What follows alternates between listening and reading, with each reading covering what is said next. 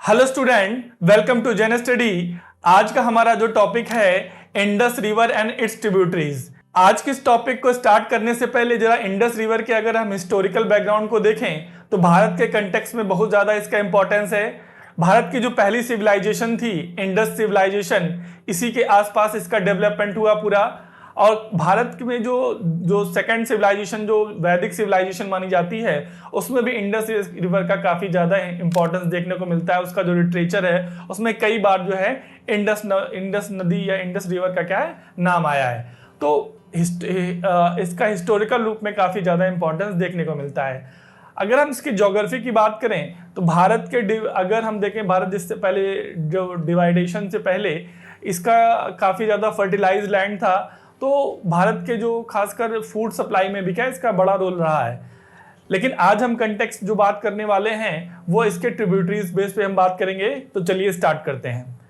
तो भारत जो इंडस है, जो सिंधु नदी है, उसका जो ओरिजिन हो रहा है वो भारत के बाहर बोखरचू एक ग्लेशियर है जो कि तिब्बत में ग्लेशियर सिचुएटेड है। कैलाश, जो कैलाश माउंटेन है या मानसरोवर झील है उसके पास ये लोकेट है, जिसका नाम है बोखरचू ग्लेशियर। वहां से इसका ओरिजिन होता है और यह ओरिजिनेट होकर के भारत में एक केवल सिंगल डिस्ट्रिक्ट या एक प्रदेश से होकर के बहती है जो कि जम्मू कश्मीर, और एक डिस्ट्रिक्ट है जिसका नाम है लेह।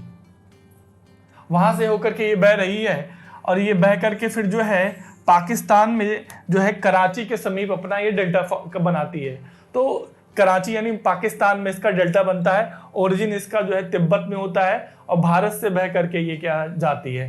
तो ये इसका एक इनिशियल इंफॉर्मेशन रहा।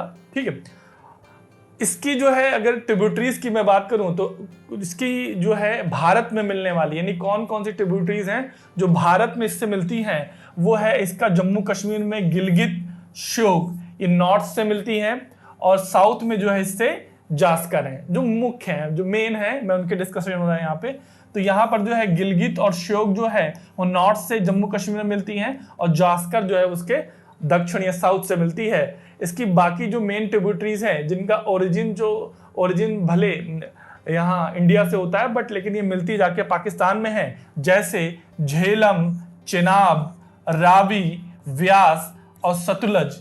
ये जो 5 नदियां हैं इनका ओरिजिन या जो बहती हैं ये भारत से, लेकिन इनका जो ये कॉन्फ्लुएंस है या जो इनका जो मिलन है वो जाके होता है पाकिस्तान में।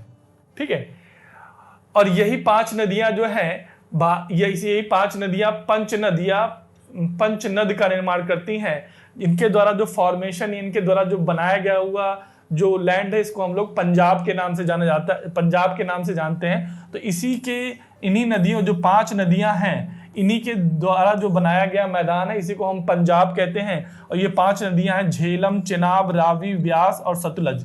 और पंजाब जो है इसमें आधा पंजाब भारत के पास है और आधा पंजाब जो है पाकिस्तान के पास है। और ये सबसे ज्यादा फर्टिलाइज लैंड है दोनों ही कंट्री का, चाहे वो इंडिया की बात करें और चाहे हम पाकिस्तान की बात करें। तो पूरे कंट्री को फूड सप्लाई करने में इस लैंड का सबसे बड़ा योगदान है। ठीक है, तो ये तो अब इन सारी नदियों पर हम लोग जो है डिटेल में डिस्कस करेंगे। ठीक है, तो सबसे पहले स्टार्ट करते हैं झेलम जो है, झेलम का जो मैंने सबसे बताया है कि इनका हिस्टोरिकल बैकग्राउंड भी रहा है। तो इनका सबके एक प्राचीन नाम मिलते हैं यानी ओल्ड नेम मिलते हैं जो कि आपका वैदिक पीरियड से बिलोंग करते हैं। तो झेलम का जो पुराना नाम है उस पुराना नाम है वो है वितस्ता। इसका पुराना नाम वितस्ता है और इसका जो ओरिजिन होता है वेरीनाग फॉल्स है वहां से होता है और वूलर झील वहीं पे है, उसी से पास से वहां का ओरिजिन होता है। और झेलम जो है ये जो है जम्मू कश्मीर में आपका वेरीनाग झरने से निकल करके और ये जो है पाकिस्तान में जाके चेनाब से मिल जाती है। तो ये चेनाब में मिलती है पाकिस्तान में। और इसकी एक प्रमुख ट्रिब्यूटरीज है जिसका नाम है किशनगंगा।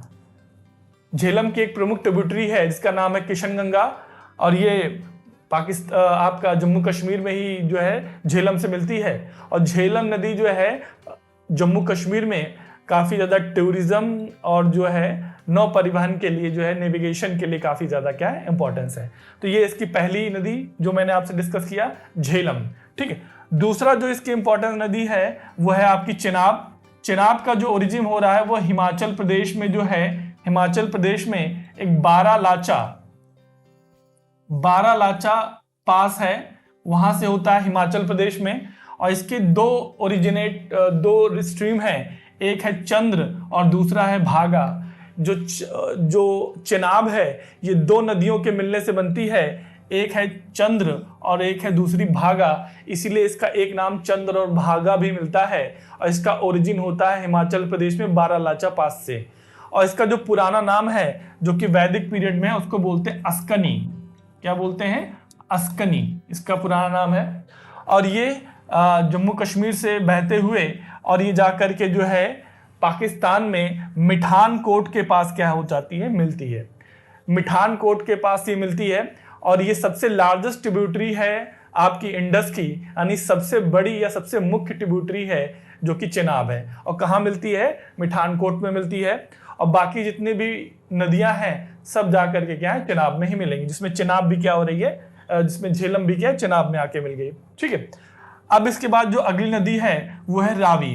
रावी का जो ओरिजिन है वो हो रहा है आपका रोहतांग पास है। रोहतांग पास ये हिमाचल प्रदेश में है, वहां से इसका ओरिजिन हो रहा है। और ये भी जो है पाकिस्तान में जाके चिनाब से मिल जाती है, पाकिस्तान में जाके चिनाब से मिल जाती है। और इसका जो ओल्ड नेम है या जो वैदिक काल में जो इसका नाम मिलता है वो है परुषणी।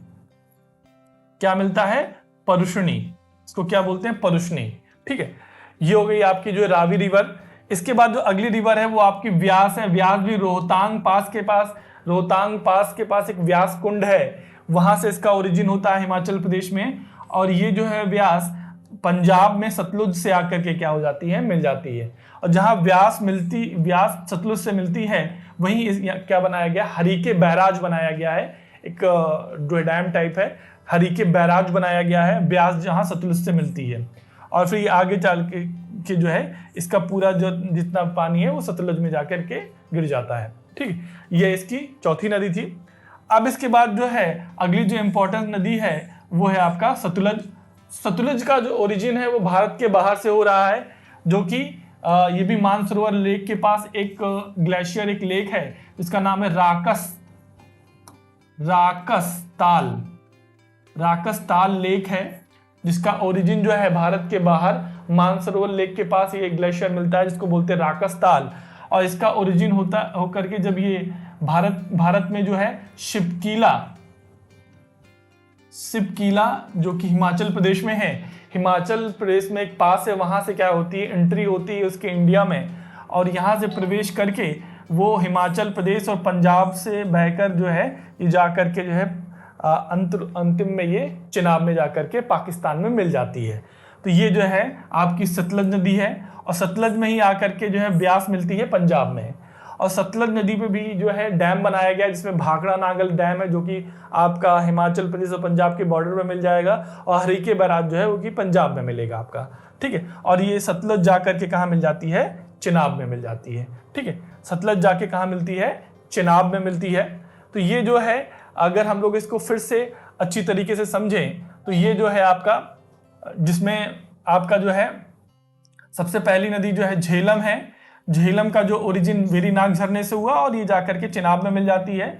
और चिनाब का ओरिजिन जो है आपका बारालाचा पास से हुआ और ये जाकर के जो है मिठान कोट में मिलती है सीधे इंडस से। उसके बाद रावी का जो ओरिजिन है वो होता है आपका रोहतांग पास से, और वो भी जाकर के क्या है, चिनाब में मिल जाती है पाकिस्तान में। फिर ब्यास का ओरिजिन भी व्यास कुंड से होता है जो कि रोहतांग पास से है, वो आके पंजाब में सतलुज से मिलती है। और सतलुज का ओरिजिन जो है ये होता है आपका, सतलुज का ओरिजिन होता है राकस ताल लेक है जो कि आपका मानसरोवर के पास है, वहां से ओरिजिन होता है भारत के बाहर तिब्बत से। और ये भी जो है जाकर के पाकिस्तान में जाकर के चिनाब से मिल जाती है। और चिनाब अंतिम रूप से जो है मिठान कोट में मिलती है इंडस से। और इंडस अपना जो डेल्टा बनाती है वो कराची में, जो कि पाकिस्तान में है। तो ये हमारा डिस्कशन रहा पूरा जो है Indus river and its tributaries पे। आई होप काफ़ी अच्छी तरीके से चीज़ें आपको समझ में आई होंगी। तो इसी तरीके के इंपॉर्टेंट जो प्रीलिम्स ओरिएंटेड वीडियो वो हम लेकर आते रहेंगे। थैंक्स फॉर वॉचिंग जन स्टडी।